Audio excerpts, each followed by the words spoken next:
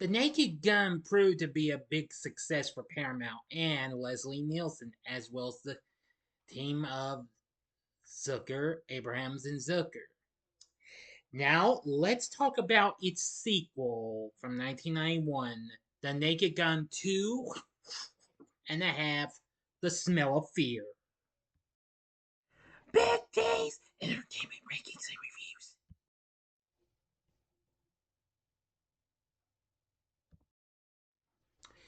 So, greetings, my fellow YouTubers, and welcome again to Big D's Entertainment Rankings and Reviews. I'm the Big D, and this time around, I bring to you a review of the 1991 comedy flick, crime comedy that is, The Naked Gun 2.5, The Smell of Fear, released by Paramount, and once again directed by David Zucker, from a story co-written by Zucker and Pat Proft.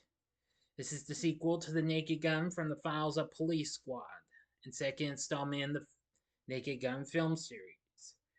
Starring Leslie Nielsen back as the wild and crazy Police Lieutenant Frank Drebin of Police Squad, along with Priscilla Presley, O.J. Simpson, and George Kennedy.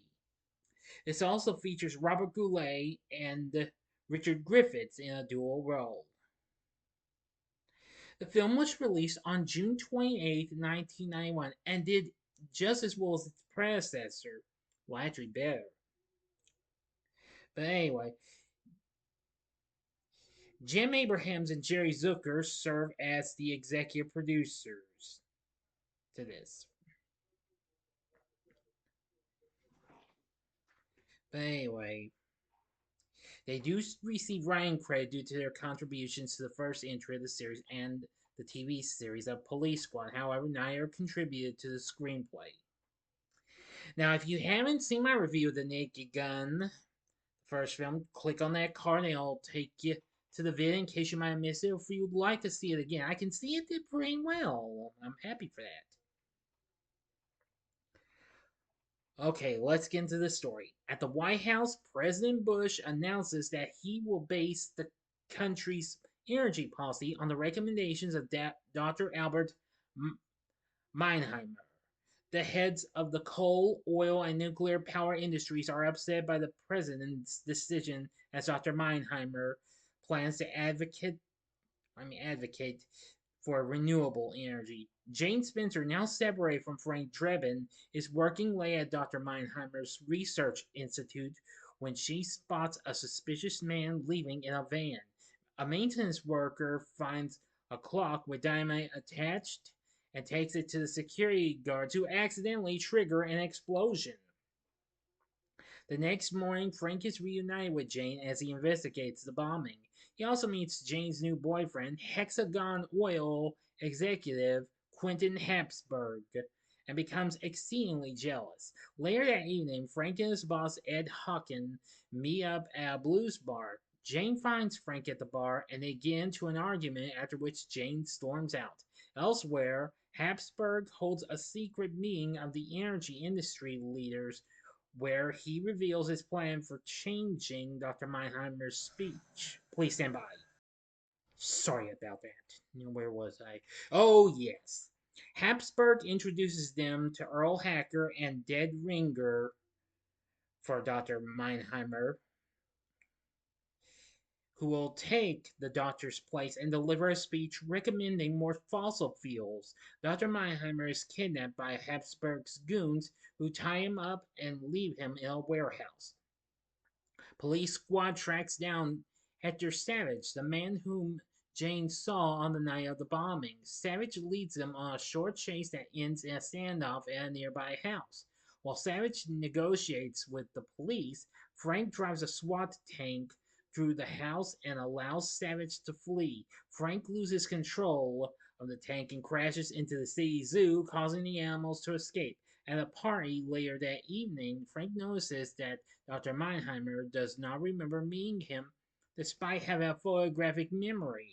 Frank visits Jane at her apartment after the party and asks if the doctor has been acting strange. After Frank leaves, Savage breaks into Jane's apartment and tries to kill her in the shower.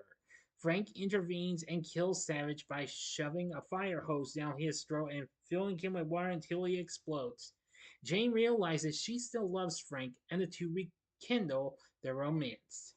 Now for the final act and ending.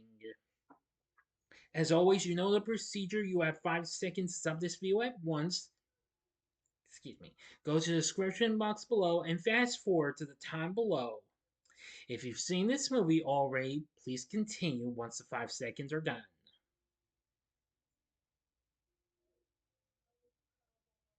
Okay, you've been warned. The next day, police squad stakes out the warehouse where Dr. Meinheimer is being held captive. Frank tries to sneak into the building but is captured and tied up with Dr. Meinheimer.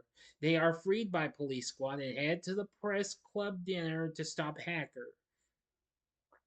Jane agrees to open a locked door to let them in, but she is interrupted by Habsburg.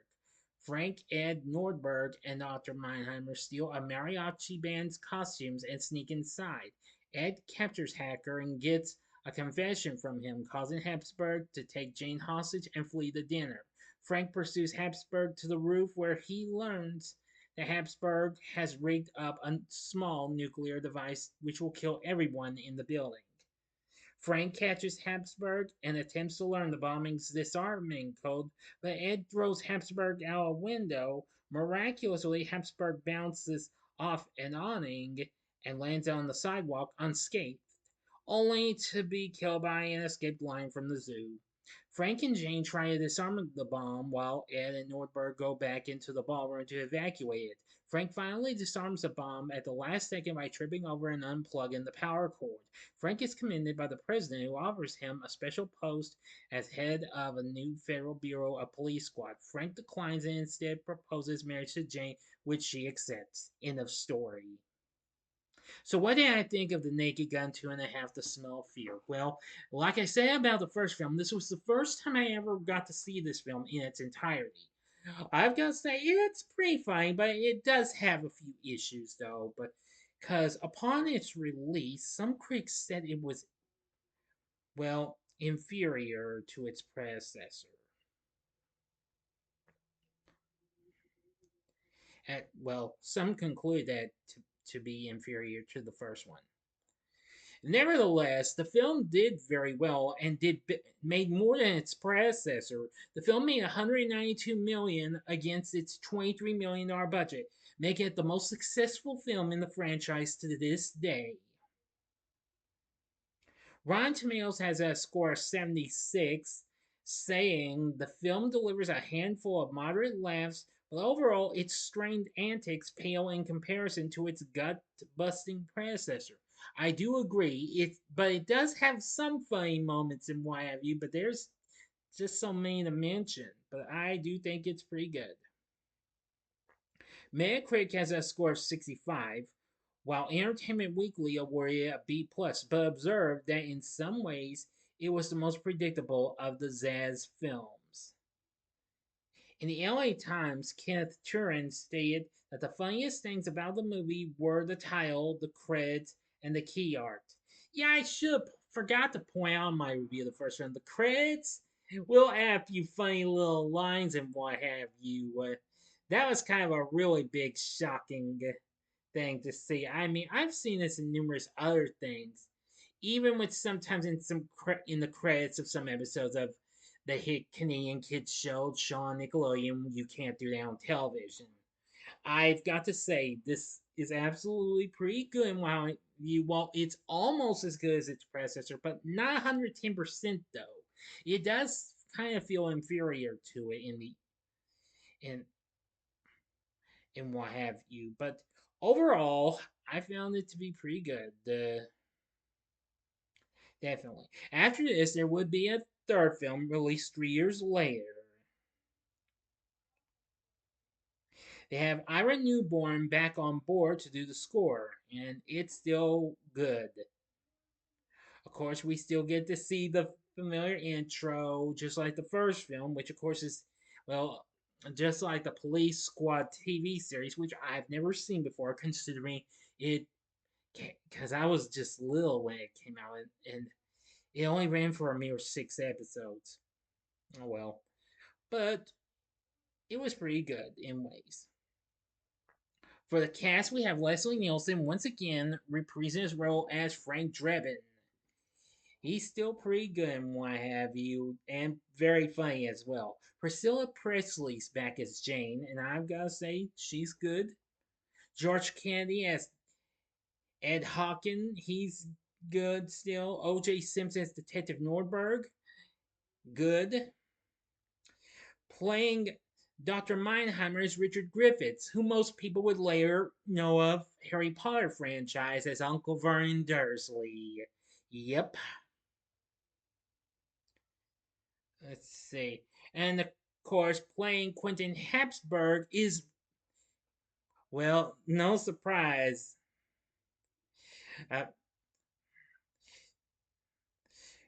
well, American Canadian singer and actor Robert Goulet, who, of course, this wasn't his first time to do something like this. He actually did make a special guest star appearance in an episode of Police Squad, as a matter of fact. Again, I've never seen the show, but if I do happen to encounter it somewhere, I will certainly look into it.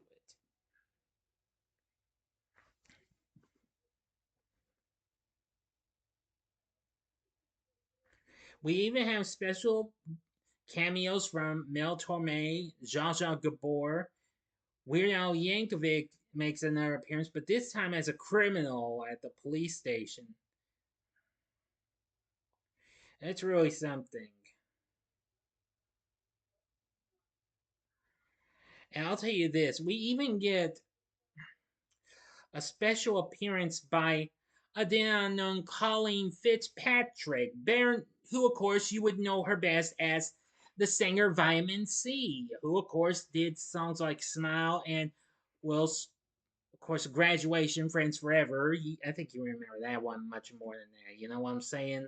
Okay, but yeah, you'll see her. She's actually the singer at the blues bar. I didn't really recognize her because, well, she was like about 20 when she did the film, as a matter of fact. Oh, no, not 20. No, she wasn't 20. Wait.